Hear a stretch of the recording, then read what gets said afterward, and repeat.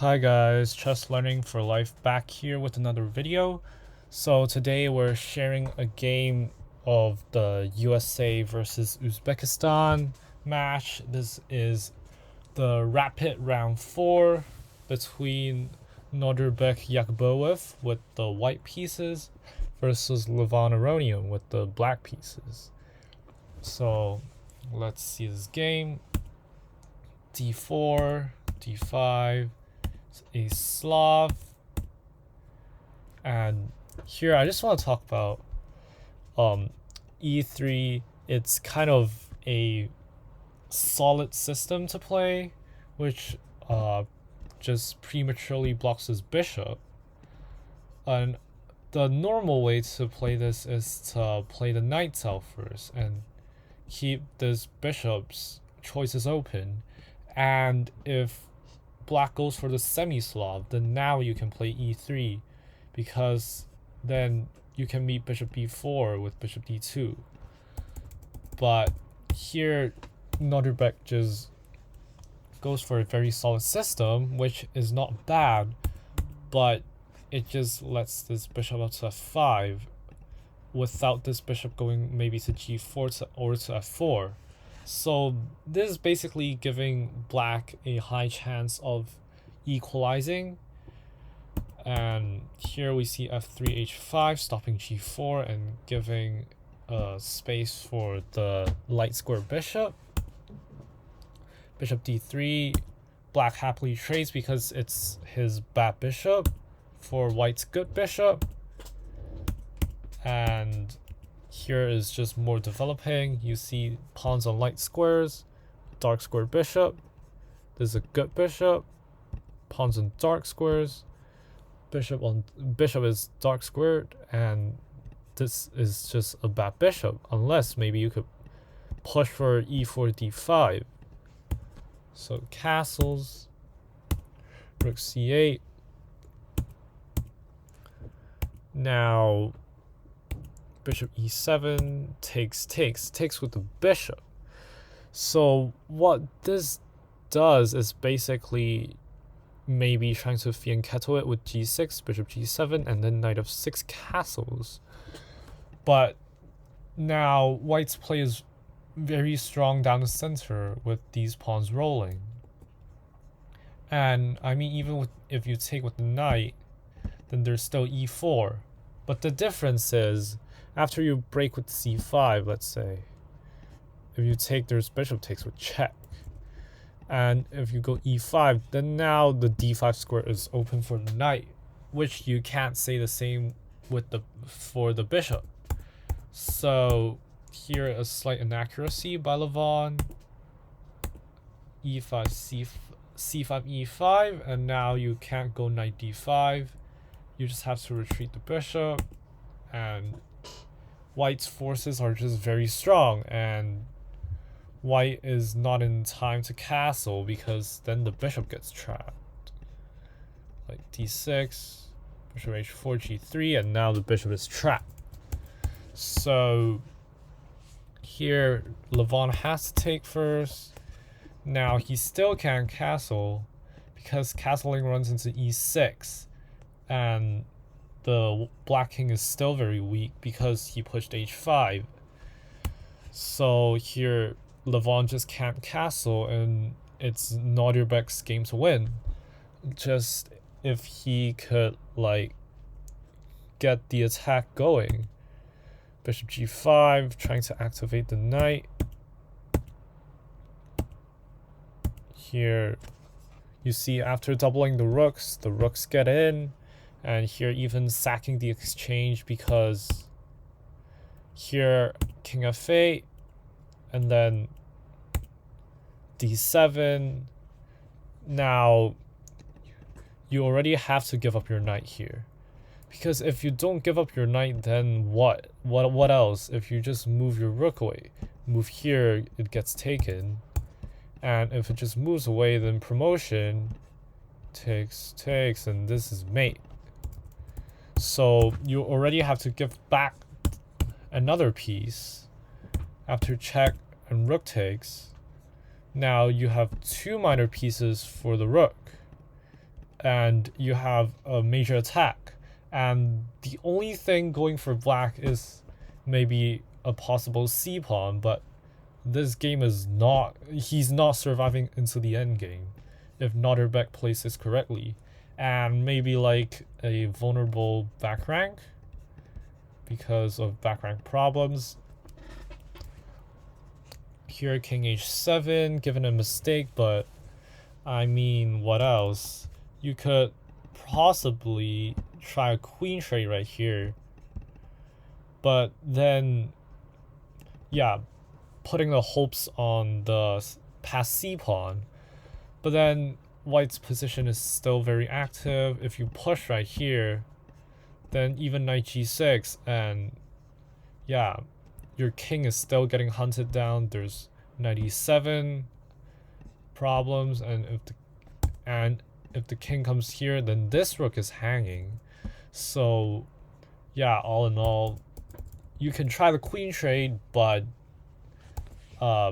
the remaining 3 pieces from white is still very strong. So here, king h7 takes. This is very natural, but then that is not the best move, and there is a winning move for white in this position. It's very tricky. You should pause the video, because if you can solve it, then it's very educational for you. So what the move is to basically move the bishop away to clear the g5 square for the knight, because if the knight can come in, then these kind of stuff can happen, and it's just downhill from there for black. So where do we move the bishop? If you're going to h6, like maybe a very active, very cool move, then here just queen f6 just solves everything, because now you force a queen trade while the bishop is hanging. So that is obviously not good. And then wait, here, if your bishop just moves anywhere, maybe like f4, let's say, then there's back rank issues. As I said, rook e8, a check, and this just allows for a lot of counterplay, which is not good. And you can just force a queen trade here. It's not really forced, but I mean, you have to take it. But then the c pawn gets rolling, and the endgame is not bad for black. So that's not good. But you saw what the problem is. Rook e8 and then a back rank check. So you move the bishop to d2. Why? Because even if the rook comes here, then let's say after a check, king h8, you're free to pick up this pawn, because there's no rook e1 check. You saw in the last position, after rook e8 check, you have to block with the knight. But now you could even include the knight into the attack, because your bishop protects the e1 square to kind of solve the back rank problems. But Nodirbek didn't find that, instead just takes a pawn, because this is a rapid game, and in a rapid game you can't think too much too deep, right? Or else you'll flag. But now Levon can force a queen trade right here and bank his hopes on the c pawn in this endgame. And Nodirbek trying to activate his pieces, but this is not the same, because now the black king is not that dangerous, because now on g6 the black king has more squares compared to the last position when it was on g8, trapping the rook, and the rook controlling the 7th rank. The black king doesn't have any much good squares. But then now the king is very free, and Here, knight d5, exploiting the back rank to develop another piece. And to be honest, you shouldn't move away from the c file in this position.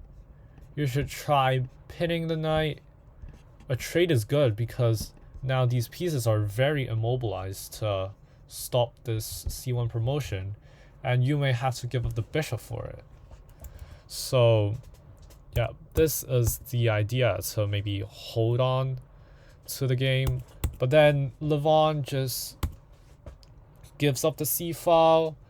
Now the c pawn is maybe not a big asset, but then he finds counterplay and takes this pawn,